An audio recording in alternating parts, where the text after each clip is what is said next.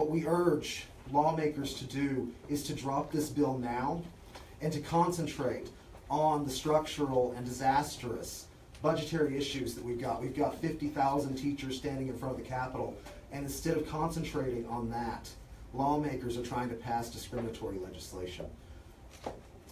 We want to thank our national partners who are here with us today, the Equality Federation, the Human Rights Campaign, the Family Equality Council, the ACLU of Oklahoma, and the NSW of Oklahoma.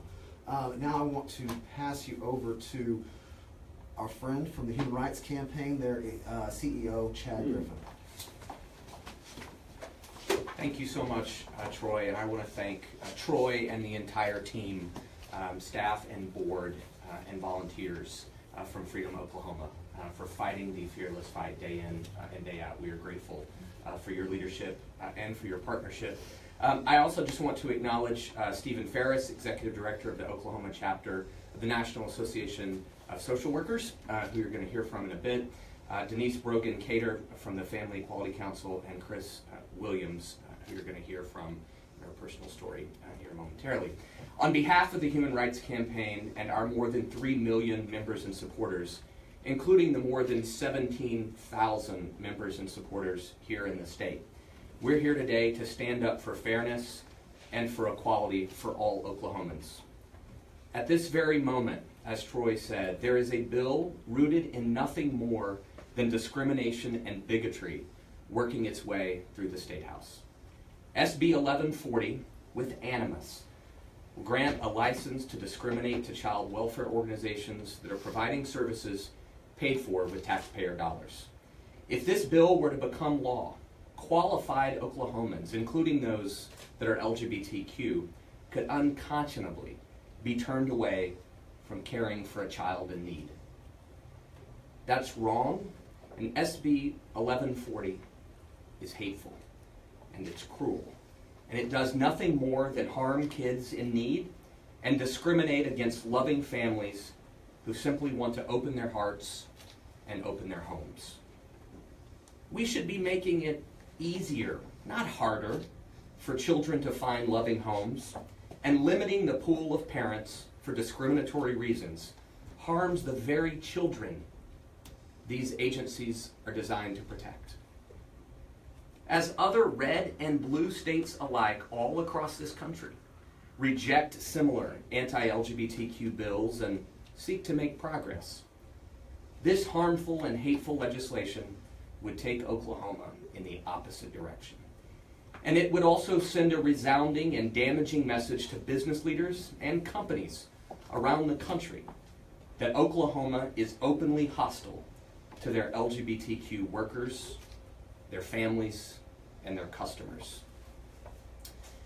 And as we've seen in the state of North Carolina, passage of such a hateful law could be catastrophic for this state's economy and this state's reputation.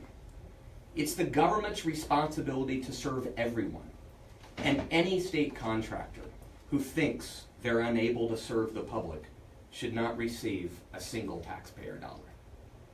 With thousands of Oklahoma children in need of loving homes, we urge all fair-minded voters, businesses, and community leaders to join us in urging the House to reject this discriminatory legislation and stand up and defend the rights of all Oklahoma families.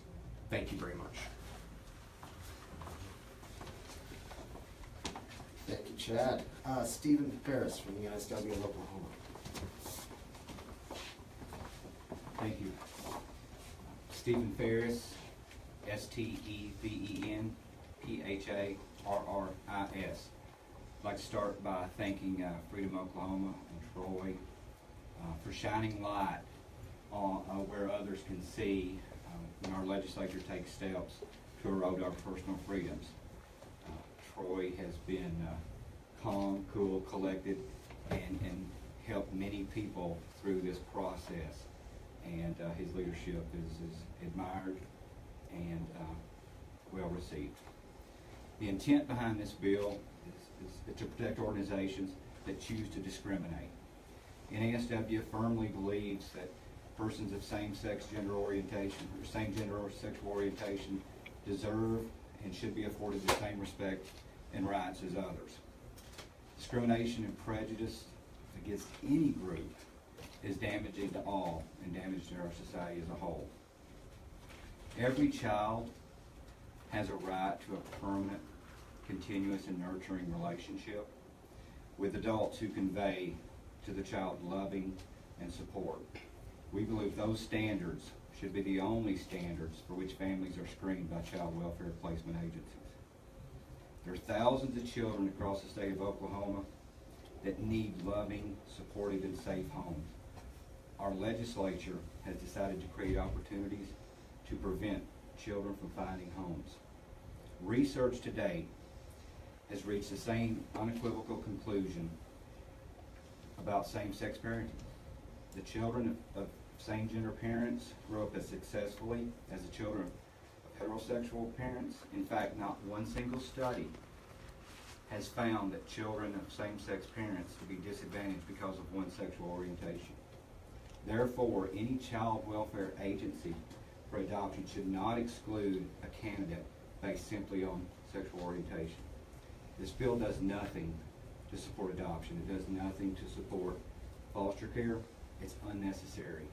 What this bill does is create a platform for one seeking to discriminate and exclude persons who are willing, able, and seeking to provide care for our most vulnerable children. On this day, schools are closed all across the state. People are concerned. Children lack access to education, yet our legislature has chosen to decrease those opportunities for children by creating laws that keep our children from thriving today, tomorrow, and in the future. All Oklahoma children deserve a safe, loving home. Our LGBTQ community deserve the opportunity to provide that loving home.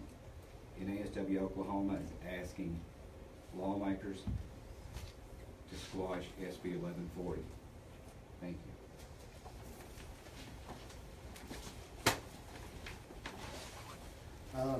Denise Berghanen from the Family Equality Council. Thanks, Troy. My name is Denise Brogan-Cater, BROGAN-KATOR. I'm the Chief Policy Officer for Family Equality Council, a community of parents and children, grandparents and grandchildren that reaches across the country.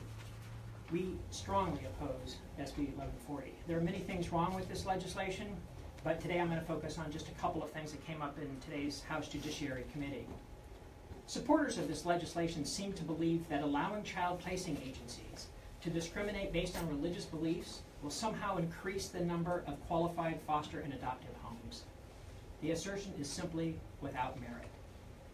First, there is no evidence whatsoever that if agencies are not allowed to discriminate, that they will leave the system altogether, or new agencies will choose not to enter the system at all, thus leaving a gap in service to the children in need. The flaw is the belief that it is the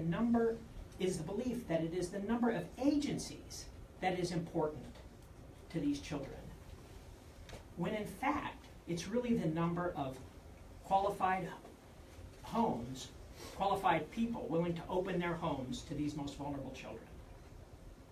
While some child welfare providers may threaten to quit providing services if they cannot discriminate, the actual effect of such departures in other states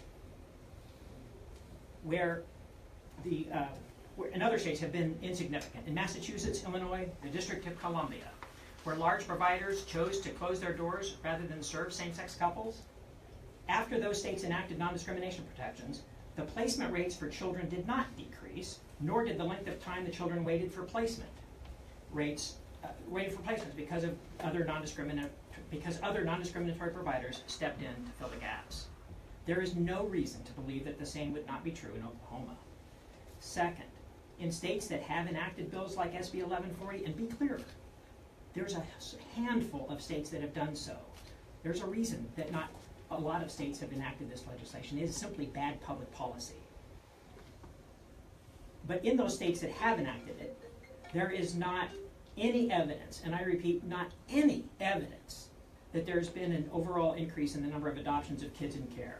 In Virginia, North Dakota, and Michigan, states where these laws have been in place long enough to actually have relevant data, when you look at all of the data and consider the number of kids in care who are eligible for adoption as well as those who were actually adopted, the proponents' assertions fall flat. There is no evidence whatsoever, either actual or anecdotal, of any overall increase in adoptions, contrary to the representative's assertion in today's committee hearing. Finally, an additional major flaw is the pretense that this bill is about upholding religious freedom, when it is clear that the true intent is to allow agencies to turn away LGBTQ individuals and couples and others who do not meet the agency's religious litmus test. Same-sex and LGBTQ people are an integral part of our adoption and foster care system. They are 6 times more likely to foster children and 4 times more likely to adopt. And an estimated 2 million LGBTQ adults nationally are interested in adoption. There's simply no logic in the assertion that turning away qualified LGBTQ people, same-sex couples or others, who fail to meet an agency's religious criteria will somehow increase the number of homes available to foster and adopt children. Thank you, Dennis. Chris Williams. And my name is Chris Williams. I'm an adopted mother. I'm a lesbian. I'm an LGBTQ youth coordinator. I'm a proud Okie over this last couple of weeks in seeing our citizens step up the way that they have. I'm also a graduate from Southern Nazarene University, and I add that part in because I was born, bred, and raised Nazarene. And one thing that my church and my university taught me was the importance of unconditional love. One thing that my community understands is the importance of that unconditional love in the shaping of our identities and our self-acceptance and our self-love. Our kids that we're adopting out of the system, all they want is unconditional love. And we know how to make that connection. We know the importance of that. We exemplify that every day within our community and within our LGBT parents. They exemplify that by wiping the tears of their children, of our children, through heartaches, through making friends at school, through just trying to adapt to a new life and a new home. And so the exemplifying, I tease a lot about our community in some kind of competition of who could be the best parent, but we are adamant about taking our children to soccer practice and baseball practice and singing practice and all the different practices. I don't know what's going on with all these practices, but a lot of times we're investing in these children. And so, but we also teach them their civic duty. And after our last press conference, my son and I went up to talk to our representative. And what's interesting about our representative is that she took the place of Sally Kern. And so it was a new day for us to walk in and talk to this representative, mother to mother. I'm pretty sure that she was impressed with my mothering skills after she saw my son be able to do a back bend and walk while he was doing a back bend. Anyways, but what I really took from that, the talk that we had with the representative was that she was willing to be open-minded and even as a conservative woman, had my family's best interest at heart, and that was extremely promising. She didn't think this Senate Bill 1140 would make it into committee, and obviously her prediction was wrong, or we wouldn't be standing here in front of everyone today.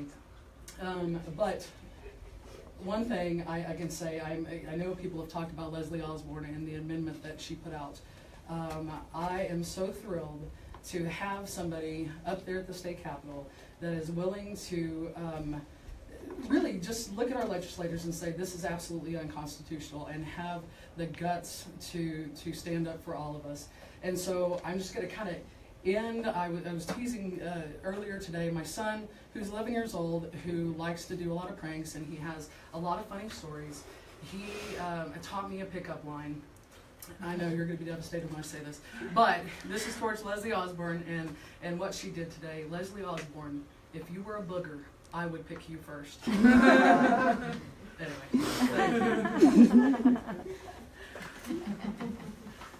Chris, I don't know if I should thank you for that or not. I'm a good mother, Troy. All right, before we wrap up, I just want to say that we talk a lot about the Oklahoma.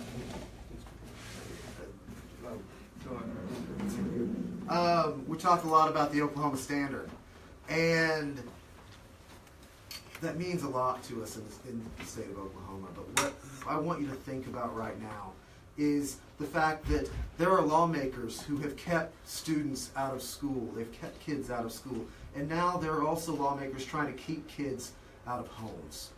That's unacceptable. What we need to remember is even though this amendment limited the harm of this bill, it could be changed at any time. And what we want the people of Oklahoma and the lawmakers to know is if they do strip that away, if they do return this piece of legislation to its original form, we have already retained counsel and we will see them in court. Do we have any questions?